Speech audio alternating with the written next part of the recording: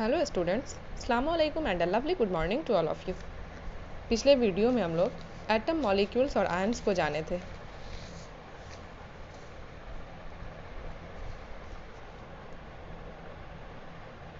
पिछले दिनों हम लोग ये भी देखे थे कि एटम्स को हम लोग रिप्रेजेंट करते हैं एक स्पेसिफिक सिंबल से, जिस स्पेसिफिक सिंबल को जे बर्ज़िलियस नाम के साइंटिस्ट ने दिया था। आज हम लोग बात करेंगे मॉलिक्यूल्स की। मॉलिक्यूल्स कहते हैं कंपाउंड के स्मॉलेस्ट पार्टिकल को। मॉलिक्यूल्स कहते हैं कंपाउंड के स्मॉलेस्ट पार्टिकल को, या फिर आप लोग ऐसा भी कह सकते हैं कि मैटर के स्मॉलेस्ट पार्टिकल के जो कि फ्री स्टेट में एग्जिस्ट करता है या इंडिपेंडेंटली एग्जिस्ट करता है। John Dalton called the smallest particle of a compound atom. Emilio Avogadro, an Italian chemist and physicist, later called it a molecule. A molecule is defined as follows: the smallest particle of matter, element or compound, matter in the sense matter, element or compound किसी को भी matter कहते हैं, which can exist in a free state is called a molecules. Molecules की कुछ property होती है, वो है the molecules of any given substance are all similar. All the molecules of water are similar. मतलब ये कि अगर कोई कंपाउंड है जैसे वाटर है, तो वाटर का सारा मॉलिक्यूल्स सिमिलर होगा, एक जैसा रहेगा। The molecules of different substances are different, और डिफरेंट सब्सटेंस का अगर मॉलिक्यूल्स है तो वो डिफरेंट होगा।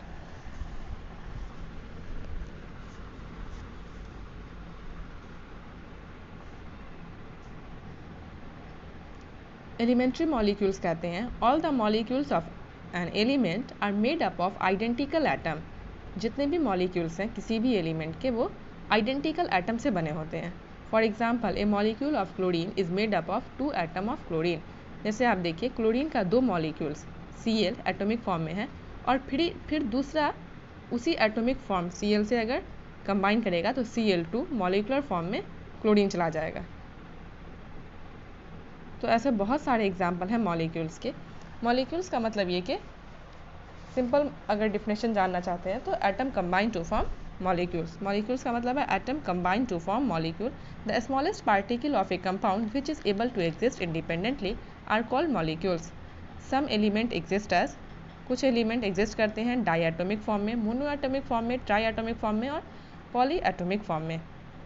मॉलिक्यूल्स की इस प्रॉपर्टी को, monoatomic, diatomic, try atomic, poly atomic वाली प्रॉपर्टी को हम लोग एटोमिसिटी कहते हैं, या फिर उसको हम लोग टाइप्स ऑफ मॉलिक्यूल्स भी कहते हैं। Based upon atomicity we can classify molecules are as follow.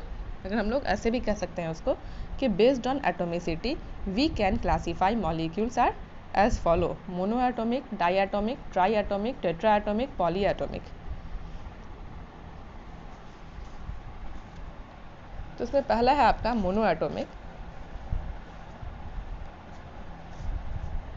और दूसरी बात ये कि मॉलिक्यूल्स को हम जब भी लिखते हैं, molecules are written in their respective molecular formulas. Molecules को हम जब भी लिखेंगे तो उसके मॉलिकुलर फार्मूलाज में लिखते हैं। जैसे एग्जांपल में है carbon dioxide, hydrogen sulphide. Carbon dioxide में CARBON carbon, DIOXIDE carbon dioxide. वैसे लिखने से बेटर है कि हम CO2 के फॉर्म में कार्बन डाइऑक्साइड को लिखें।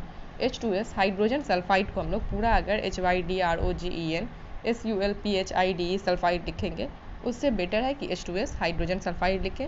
जिंक सल्फेट को सेम हम लोग वैसे ही ZnSO4 zinc sulphate. Carbolic acid को H2CO3, सल्फ्यूरिक एसिड को H2SO4। इस तरीके से हम लोग मॉलिकुलर को उसके रिस्पेक्टिव मॉलिकुलर फार्मूलाज में रिटर्न करते हैं। तो अब बात करते हैं हम लोग मॉलिक्यूल्स के टाइप की। मोनो एटॉमिक, पहला है मोनो एटॉमिक। जितने भी नोबल गैसेस हैं वो या तो हीलियम हो, नियन हो, आर्गन हो, क्रिप्टन हो, जेनन हो, रेडन हो, जितने भी नोबल गैस हैं या जितने भी इनर्ट गैस हैं वो सब के सब मोनो एटॉमिक फॉर्म में होते हैं। Noble gas like helium, neon, argon, etc. exist in atomic form, that is they are monoatomic. दूसरा है आपका diatomic. The molecules consist of 2 atom, for example hydrogen H2 के फॉर्म में, oxygen O2, nitrogen N2, chlorine Cl2, carbon monoxide CO, hydrogen chloride HCl। इस type का जो भी example है जो कि 2 एटम के मिलने से बन रहा है, 2 एटम के मिलने से बन रहा, उसको हम लोग कह रहे हैं डाइएटॉमिक मॉलिक्यूल्स। तीसरा है try atomic molecules. This molecule consist of 3 atom, और ट्राई एटॉमिक मॉलिक्यूल में 3 एटम होता है। ट्राई एटॉमिक मॉलिक्यूल्स में 3 एटम कंबाइन करते हैं। एग्जाम्पल में ओजोन आप देखे थे, ऑक्सीजन का 3 मॉलिक्यूल्स आपस में मिलकर के ट्राई एटॉमिक मॉलिक्यूल ओजोन का फॉर्मेशन करता है। दूसरा एग्जाम्पल आपका हाइड्रोजन सल्फाइड, 2 मॉलिक्यूल्स हाइड्रोजन का और 1 मॉलिक्यूल सल्फर का एक साथ मिल करके hydrogen sulphide try atomic molecules का फॉर्मेशन करता है। उसके बाद है tetra atomic molecule. This molecule consist of 4 atom, for example P4 is a tetra atomic molecule of phosphorus.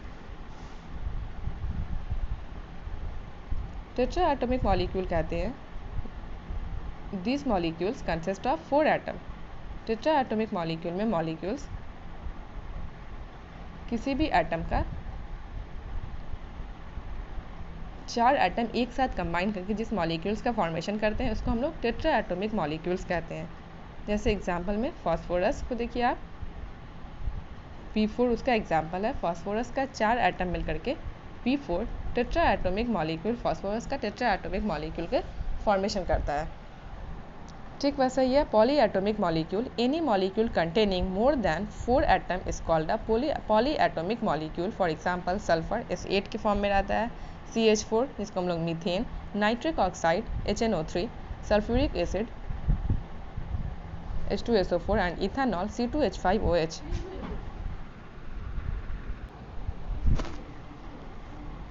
जब किसी भी मॉलिक्यूल्स में 4 एटम से ज़्यादा कंबाइन करते हैं, 4 एटम से ज़्यादा कंबाइन करके जब मॉलिक्यूल्स बनाते हैं, जैसे सल्फर S8 जिसको हम लोग सल्फर का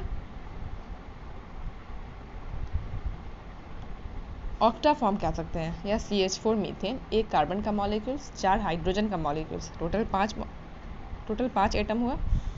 HNO3 नाइट्रिक ऑक्साइड, एक हाइड्रोजन का एटम, एक नाइट्रोजन का और 3 ऑक्सीजन एटम मिलकर के नाइट्रिक ऑक्साइड का फॉर्मेशन कर रहा है। तो जहाँ पे 4 से ज़्यादा एटम एक साथ मिलने के बाद मॉलिक्यूल्स का फॉर्मेशन करते हैं तो उसी मॉलिक्यूल को हम लोग पॉली एटॉमिक मॉलिक्यूल के नाम से जानते हैं। अब हम लोग बात करते हैं एटम एंड आयन की। यहाँ पे हम आपको थोड़ा सा डिफरेंस दिखाएंगे एटम और आयन में। एटम कहते हैं, ये आप जानते हैं कि एटम कहते हैं एलिमेंट के सबसे छोटे पार्टिकल्स को। The smallest particle of an element is called atom. तो एटम के पास जब हम लोग लॉ ऑफ केमिकल कम्बिनेशन पढ़े थे तो उस लॉ ऑफ केमिकल कम्बिनेशन में आप जॉन डाल्टन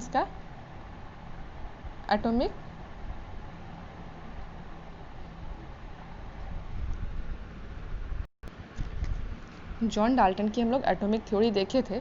जॉन डाल्टन की एटॉमिक थ्योरी में हम लोग देखे थे कि एटम इंडिविजिबल पार्टिकल था, जबकि एटम के पास 3 पार्टिकल्स होते हैं, पॉजिटिवली चार्ज, निगेटिवली चार्ज और न्यूट्रल। एटम के पास 3 पार्टिकल होते हैं, positive, negative and neutral charge के 3 पार्टिकल होते हैं। तो एटम क्या है, इंडिविजिबल पार्टिकल नहीं है। लेकिन जॉन डाल्टन के अकॉर्डिंग क्या था कि एटम इंडिविजिबल पार्टिकल था। दूसरा है एटम्स आर ऑलवेज न्यूट्रल। जो भी एटम्स होते हैं तो उनके पास जितने पॉजिटिव चार्ज होते हैं उतने ही निगेटिव चार्ज भी होते हैं। तो जितना पॉजिटिव होगा उतना नेगेटिव होगा। अगर दोनों चार्ज सेम होगा तो चीज़ें न्यूट्रल हो जाती है।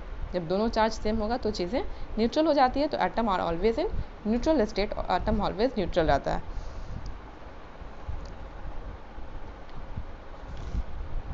दूसरा है आयन। जब एटम के ऊपर किसी भी टाइप का चार्ज आ जाए, एटम पॉजिटिव चार्ज अगर इंक्रीज़ कर जाता है एटम के ऊपर, या नेगेटिव चार्ज किसी भी वजह से इंक्रीज़ कर जाता है, तो जो चार्जेस इंक्रीज़ करता है एटम में, जो चार्ज इंक्रीज़ करता है, अगर पॉजिटिव इंक्रीज़ कर रहा है तो एटम के ऊपर पॉजिटिवली चार्ज एटम हो जाएगा। अगर नेगेटिव चार्ज इंक्रीज़ कर रहा है तो एटम नेगेटिव चार्ज हो जाएगा। तो जैसे ही उसके ऊपर चार्ज अराइज हो जाता है वही एटम आयन में कन्वर्ट हो जाता है। एटम ऑलवेज न्यूट्रल होता है, लेकिन जब एटम के ऊपर चार्ज आ जाएगा तो वो एटम नहीं होकर के आयन में कन्वर्ट हो जाएगा। An atom that bears a charge is called ion. Ion 2 type के होते हैं, पहला है केटायन और दूसरा है एनायन। एनायन कहते हैं निगेटिवली चार्ज मेटल आयन, जैसे Cl-। Positively charge metal ion is called cation. Anion और केटायन की कुछ प्रॉपर्टी है, जैसे आप देखिए they are negatively charge ion cation है, sorry positively charge, they are cation की प्रॉपर्टी है they are positively charge ion, they always loss electron and have electron less than those in a neutral atom.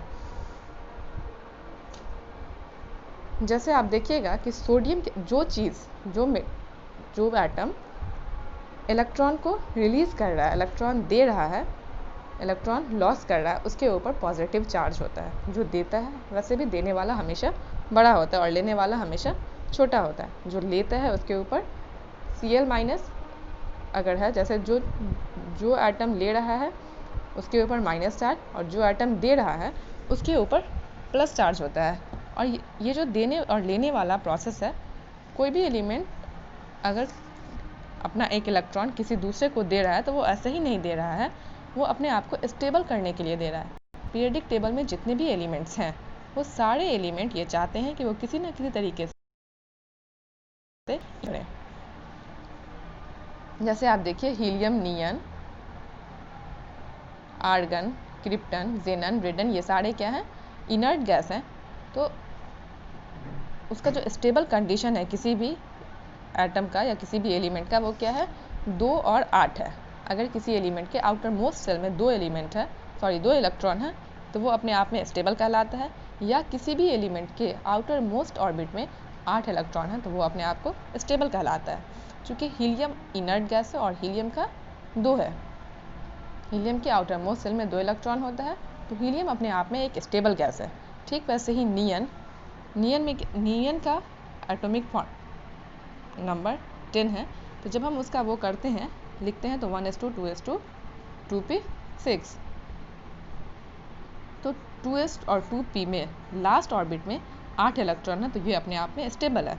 तो कोई भी element, जितने element है periodic table में, वो क्या चाहते हैं? इनर्ट गैस कॉन्फ़िगरेशन को अचीव करना चाहते हैं। तो चूँकि सोडियम का ये जो सोडियम है, इस सोडियम का एटॉमिक नंबर 11 है और जब हम इसका इलेक्ट्रॉनिक कॉन्फ़िगरेशन लिखते हैं 1s2 2s2 2p6 3s1, ये जो 3s1 है, देखिए अगर ये जो 3s1 आ जाता है तो इसके आउटर मोस्ट सेल में ना तो 2 इलेक्ट्रॉन है और ना ही 8 इलेक्ट्रॉन है। इसके आउटर मोस्ट ऑर्बिट में 1 इलेक्ट्रॉन है, लेकिन जैसे ही ये अपना 1 इलेक्ट्रॉन देगा तो 6 2 8, इसके आउटर मोस्ट ऑर्बिट में 8 इलेक्ट्रॉन हो जाएगा और ये स्टेबल हो जाएगा। तो क्या करता है क्लोरीन अपना 1 इलेक्ट्रॉन लॉस कर देता है। ठीक वैसे ही क्लोरीन को देखिए, क्लोरीन का एटॉमिक फार्मूला 17 है, उसके आउटर मोस्ट ऑर्बिट में 7 इलेक्ट्रॉन होता है। उसके आउटर मोस्ट ऑर्बिट में 7 इलेक्ट्रॉन होता है। वो क्या करता है? Na का 1 इलेक्ट्रॉन लेकर के Cl माइनस बना लेता है, Cl माइनस बनाता है। तो आप जो सोडियम क्लोराइड NaCl के बारे में जानते हैं, तो इसी तरीके से Na अपना 1 इलेक्ट्रॉन दे करके और Cl उसका 1 इलेक्ट्रॉन लेकर के NaCl का फॉर्मेशन करता है। अगले दिन हम लोग वैलेंसी या और भी चीज़ें देखेंगे। तो मिलते हैं अगली वीडियो के साथ। Okay bye.